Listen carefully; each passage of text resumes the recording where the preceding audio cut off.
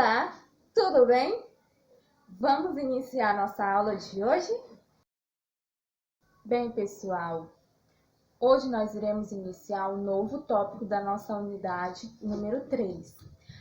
O tópico é Sistema de Numeração Decimal.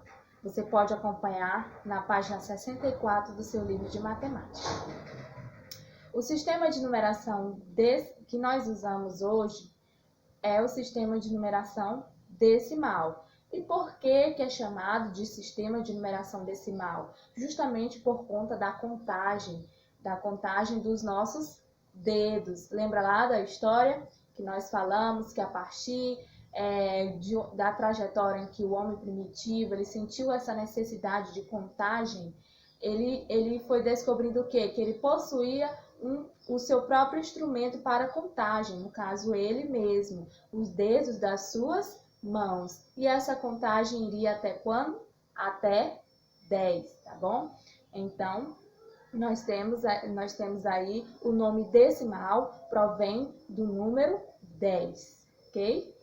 Esse sistema também é conhecido como sistema indo-arábico, sistema de numeração indo-arábico. Lembra da história? Nós falamos que os hindus tiveram o primeiro passo para a criação desse sistema, mas com o passar do tempo isso foi passando aos demais povos. E quem que fez essa divulgação desses números? Quem aperfeiçoou esses números? E quem sistematizou esses números foram os povos árabes. Tudo bem? Então, por isso que é chamado sistema de numeração indo-arábico, pois possui a junção de dois povos, os hindus e também os árabes. Nós temos aqui mais uma informação, que os 10 símbolos do sistema indo-arábico, denominados algarismos, lembra lá do nome algarismos, que foi um matemático muito importante, e aí foi, com o passar do tempo, depois de várias publicações dos livros dele, aconteceu que o nome dele foi modificado para algarismos, e depois trazido para nós, no nosso português, traduzido para nós, a palavra ficou algarismos, ficou representada pela palavra algarismos. Nem sempre tiveram a forma que nós conhecemos e usamos hoje. Veja como eles foram se modificando com o tempo. Olha só, nós temos aqui algumas informações, tá? Nós temos, por exemplo, os números no século. No século, que século é esse, pessoal? E o X vale quanto? O X vale 10. E cada I vale 1. Então, eu somando 10 mais os 3 I's, daria quanto? 13. Muito bem. Então, nós temos aí o século 13, a representação dos números. E após, nós também verificamos aí no século 14, tá bom? Lembra aí que foi feito o quê? A subtração. Então, aí é século 14. Nós temos aqui também a representação dos números no século 14. E agora, por volta de 1524, olha só como os números estão se aproximando da nossa realidade atual. Aí agora nós temos uma pergunta. E hoje, como é que eles são? Como esses números são escritos? Aí você vai escrever eles, tá bom? Então, pessoal, nós podemos entender que com o passar do tempo, o homem foi o quê? Foi modificando tudo ao seu redor. E os números também passaram por este processo de modificação, ok? Nós podemos perceber que a mudança na escrita dos algarismos ocorreu porque eles eram escritos à mão. Lembra lá quando eu falei para vocês que para escrever os livros antigamente eram escritos de um a um à mão, eram manuscritos, não eram digitalizados, digitados como nós vemos os livros hoje. Os livros antigamente eram escritos mão a mão. Então, por conta disso, por conta de cada escritor ter uma forma de escrever, de ter a sua caligrafia, então o que aconteceu? Aconteceu que houve várias mudanças aí, modificações na escrita também dos números. Então, a partir da invenção da imprensa, olha, a partir da imprensa no século XV, pelo alemão, nós temos aí Johannes Gutenberg, a partir do alemão Gutenberg, os algarismos praticamente não mudaram. A partir da mudança, dessa modificação aí da imprensa, nós vemos que os algarismos não mudaram, ok? O nosso sistema de numeração, além de ser decimal, é também posicional. Lembra lá que nós falamos também sobre essa questão do ser posicional? No caso, o número ele possui, dependendo da sua posição, ele tem um valor específico. Então, o nosso sistema ele é posicional devido à questão da posição do número estar em determinado lugar e ele possuir um valor para aquela posição. Então, com apenas 10 símbolos diferentes, é possível escrever números, o número que você queira escrever. Então, existem N de possibilidade de você escrever os números, e nós vamos conhecer essas possibilidades, tudo bem, pessoal? Passando adiante, vamos lá, passar adiante, virar o nosso livro. Nós temos aqui, na página 65, a segunda questão. Ana inventou um jogo utilizando uma sequência numérica. Observando esta sequência, qual o número que deve ser colocado na casa? Bem, pessoal, nós já temos a sequência numérica dos números, né? Nós temos aqui a sequência correta dos números. Só que essa sequência, ela pode variar, tá bom? Como é que ela pode variar? Nós dizemos assim, que existem duas denominações para essa sequência.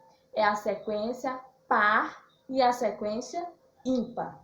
Temos os números pares, que são os números 2, 4, 6, 8 e o 0, tá bom? E temos os números ímpares, que são os números 1, 3, 5, 7 e 9. Então, você aprendendo essas sequências de números pares e ímpares, você vai conseguir responder a atividade da questão 2 e 3, tá bom, pessoal? Nós observamos que os números, eles possuem uma sequência numérica, ok? É sempre contada em uma sequência. A partir dessa sequência, nós podemos pensar em N possibilidades. Por exemplo, qual é o número que vem antes do número 1? É o número 0. Quem vem antes do número 5? É o número 4. E assim por diante. Sempre quem vem antes, nós chamamos de antecessor. Para o número que vem antes, nós chamamos de antecessor. E para o número que vem após o outro, nós chamamos de sucessor. Tudo bem? Sucessor é o que vem depois. Por exemplo, nós temos o número 1. Quem é que vem após o número 1? É isso aí, é o número 2. Então, o número 2 ele é sucessor do número 1. E quem é o antecessor do número 1? É isso aí, é o número 0, pois o 0 vem antes do número 1. Tudo bem? Então, pessoal, retomando ao que nós já falamos, outra característica do nosso sistema de numeração decimal é que ele possui o quê? O princípio do valor posicional do algarismo. Então, é isso que nós chamamos de que cada algarismo possui o quê? Possui um valor, dependendo da sua posição. Ou seja, cada algarismo tem um valor de acordo com a sua posição, a posição que ele ocupa na representação dos números, tá? Na representação numérica. Então, nós vamos agora conhecer as ordens e a classe dos números, tudo bem? Oi, Betinho, hoje vamos falar sobre classes e ordens. Legal, Dorinha, eu andei estudando um pouco. Cada grupo de 3 ordens forma uma classe. Primeira classe, unidade simples. A terceira ordem é centena, a segunda ordem é dezena e a primeira ordem, unidade. Segunda classe, milhares. A sexta ordem, centena, a quinta ordem, dezena, a quarta ordem, unidade. Terceira classe, milhões. A nona ordem é centena, oitava ordem, dezena, a sétima ordem, unidade. Quarta classe, bilhões. A 12ª ordem é centena, a 11ª ordem é dezena e a 10ª ordem, unidade. Conclusão. De 3 em 3 ordens, formamos uma classe. As 3 primeiras ordens são da unidade simples. A quarta, quinta e sexta ordens formam a segunda classe dos milhares. A sétima, oitava e nona ordens formam a terceira classe dos milhões. A décima, 11ª e 12ª ordens formam a quarta classe dos bilhões. Todo algarismo escrito à esquerda de outro cresce 10 vezes o seu valor relativo. Então, concluímos que um algarismo possui valor absoluto, valor representado por ele mesmo, valor relativo, valor representado pela ordem que ocupa. Observe o exemplo, 529.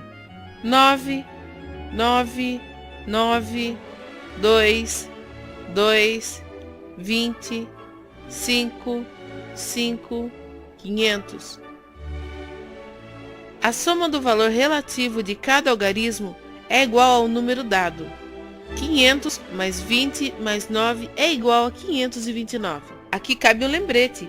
A cada 10 unidades formamos uma nova ordem.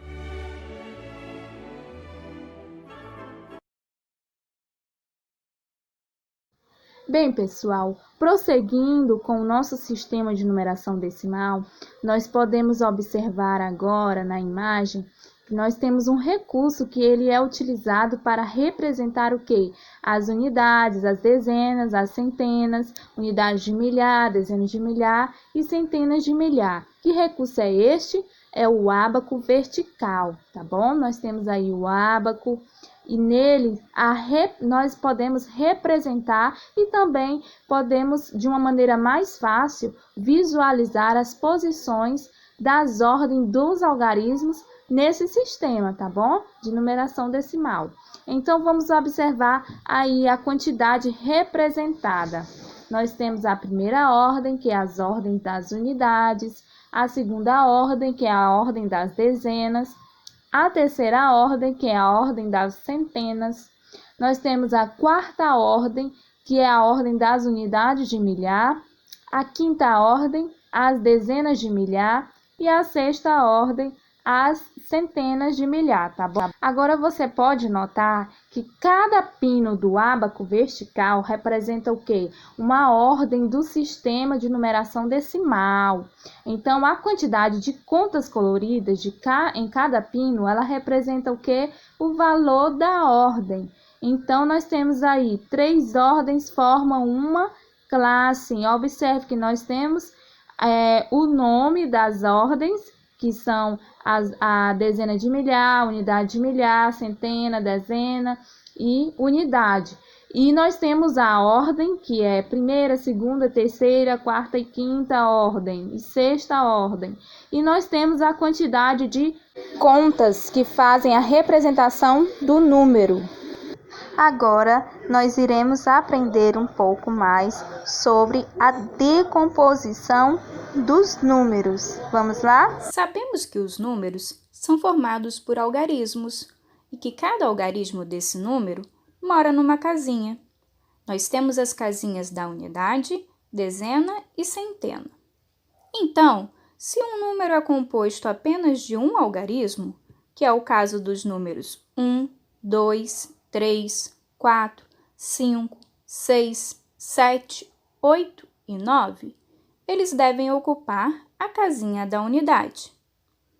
Agora, quando um número é formado por 2 algarismos, que é quando contamos de grupos de 10 em 10, assim, 10, 20, 30, 40, 50, 60, 70, 80 e 90, dizemos que estes números devem ocupar as casinhas da dezena. Para finalizar, tem os números formados por 3 algarismos, que são aqueles que formamos grupos de 100. Acompanhe abaixo as centenas: 100, 200, 300, 400, 500, 600, 700, 800 e 900. Agora que já entendemos que os números ocupam as casinhas da unidade, dezena e centena de acordo com a quantidade de algarismos que apresentam, fica mais fácil falarmos de decomposição. E para isso, vamos analisar alguns exemplos. Observe o número 138. Vamos colocar o número 138 nas casinhas. Veja que o número 8 ocupa a casa das unidades. O número 3 mora na casa da dezena. E o número 1 vive na casa da centena. Logo, temos uma centena, 3 dezenas e 8 unidades, sendo que uma centena vale 100, 3 dezenas vale 30 e 8 unidades vale 8. Viu como é fácil? Agora vamos decompor o número 52. Primeiramente, vamos colocar cada morador na sua casa. O número 2 na casa da unidade e o número 5 na casa da dezena. Agora chegou a hora de decompor esse número. Temos, então, 5 dezenas e 2 unidades. Ou seja, 5 dezenas é a mesma coisa que 50 e 2 unidades é a mesma coisa que 2. Temos, então, 50 mais 2. Reparem que podemos decompor os números de duas maneiras. Assim, 138 é igual a uma centena, 3 dezenas e 8 unidades. 52 é igual a 5 dezenas e 2 unidades. Ou podemos decompor assim: 138 é igual a 100 mais 30 mais 8. 52 é igual a 50 mais 2. Vamos decompor mais um número para não ficar dúvidas? O número é 369. Vamos colocar os algarismos nas suas devidas casas. Assim. Agora, vamos decompor. 3 centenas, 6 dezenas e 9 unidades. Ou 300 mais 60 mais 9. Agora eu tenho certeza que você aprendeu. E se ficar alguma dúvida, lembre-se, eu estou sempre aqui. Beijos e até a próxima!